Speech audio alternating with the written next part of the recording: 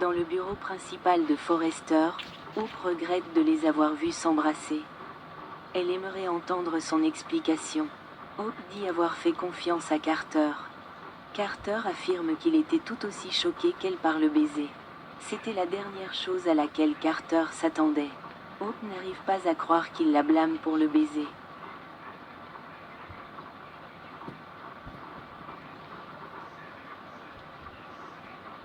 Carter dit qu'il n'a pas vu le baiser venir, mais Hope affirme qu'il passe beaucoup de temps avec Daphné en privé. Il insiste sur le fait qu'il ne s'est rien passé entre eux et qu'ils n'ont fait que parler affaires et parler de sa relation avec les Forrester. Il s'excuse de l'avoir laissé tomber, tandis qu'elle lui dit en larmes qu'elle croyait en lui et qu'il lui avait promis de la récupérer. Il lui avait promis de ne pas être comme les autres hommes de sa vie. Elle veut savoir pourquoi elle se sent trahie, comme tous les autres l'ont trahi. Hope rappelle à Carter qu'il a dit qu'il était le seul pour elle. Mais il souligne qu'il ne s'attendait pas à ce baiser. Elle lui demande d'imaginer le choc qu'elle a ressenti en le voyant embrasser Daphné, après avoir été si excitée par le succès du lancement. Maintenant, elle ne sait plus quoi croire, dit-elle en sortant en trombe. Dans le bureau de design, Zund observe Daphné faire ses valises. Il veut savoir si Carter est la raison pour laquelle elle veut quitter Los Angeles. Elle refuse de lui répondre.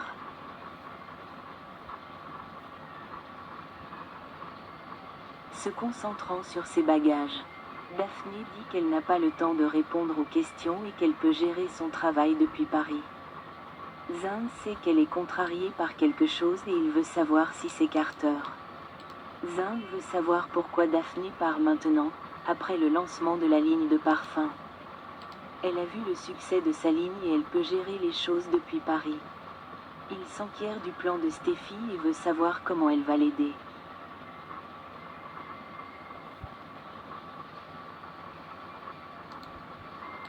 Daphné l'assure que Carter est en train de changer d'avis et sait que ce qu'il a fait était mal.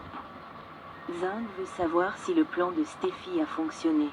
Daphné pense que le rachat pourrait prendre fin. Et elle affirme que Carter a changé d'avis.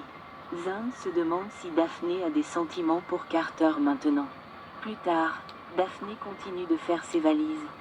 Mais lorsqu'elle tombe sur un communiqué de presse avec la photo de Carter, elle repense à sa conversation avec Carter, affirmant qu'il était un homme bon et généreux.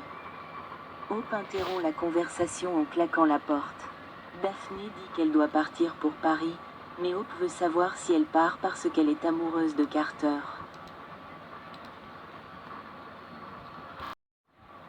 À la maison de la falaise, Steffi dit que Finn est aussi choqué que tout le monde. Ridge et Taylor refusent de croire que Luna est la fille de Finn.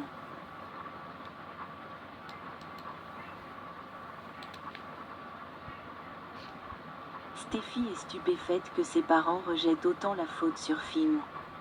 Taylor souligne que Finn est apparenté à Sheila et Luna, et que c'est pourquoi elle doit partir de là au plus vite.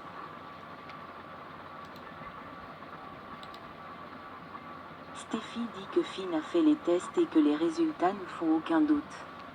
Elle souligne que Finn l'a sauvée, mais Taylor souligne que c'est à cause de Finn que sa vie a été mise en danger. Ridge insiste pour que Steffi prépare un sac et aille vivre avec eux, mais Steffi est réticente. Steffi dit à ses parents qu'elle les aime tous les deux, mais qu'elle ne laissera rien la séparer de Finn. Luna ne peut pas leur faire de mal puisqu'elle est enfermée.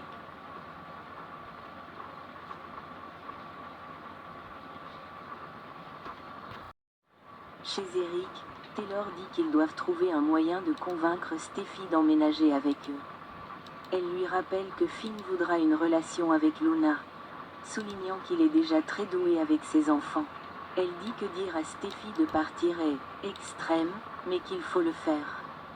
Ridge dit que Luna, contrairement à Sheila, est en prison et ne représente donc pas une menace.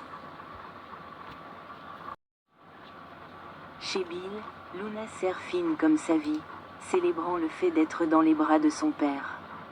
Finn dit à Luna qu'il aurait répondu présent s'il avait su. Luna regarde Finn dans les yeux et y voit de la compassion. Et maintenant, elle sait qu'elle regarde son père dans les yeux. Luna dit que c'est surréaliste de savoir qui est son père. Sans parler de revoir Finn, elle se demandait ce que ce serait de revoir Finn après ce qui s'est passé. Elle l'a toujours aimé et maintenant qu'elle sait qu'il est son père. C'est plus que ce qu'elle aurait pu souhaiter. Mais lorsqu'il hésite, elle sait qu'il ne peut pardonner ce qui est arrivé à Steffi. Elle lui demande s'il pourra un jour l'accepter comme sa fille. Luna demande ce que Finn voit lorsqu'elle la regarde, s'il voit sa propre chair et son propre sang ou la femme qui a tué 2 personnes et a failli tuer sa femme. Elle sait qu'il doit ressentir tant d'émotions contradictoires. Mais après toute une vie, elle a un père aimant. Elle le serre à nouveau dans ses bras, mais Finn semble perplexe. Il lui dit qu'il doit rentrer chez lui et parler à Steffi. Luna le remercie d'avoir dit la vérité. Tu aurais pu mentir comme ma mère, mais je t'aime pour ça, papa. Il se tourne vers elle une dernière fois avant de sortir, laissant Luna en larmes. Seule, Luna pense au fait que Luna est son père. Elle est si heureuse. De retour, à la maison de la falaise, Steffi ne cesse de repenser au moment où Luna l'a droguée et enfermée. Elle se souvient de Finn qui a enfoncé la porte et l'a sauvée.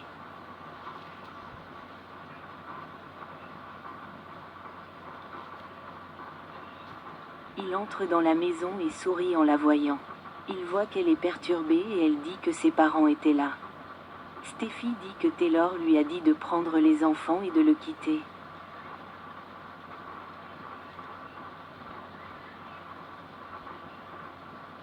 Taylor a peur pour les enfants, pas seulement à cause de Sheila, mais aussi à cause de Luna maintenant.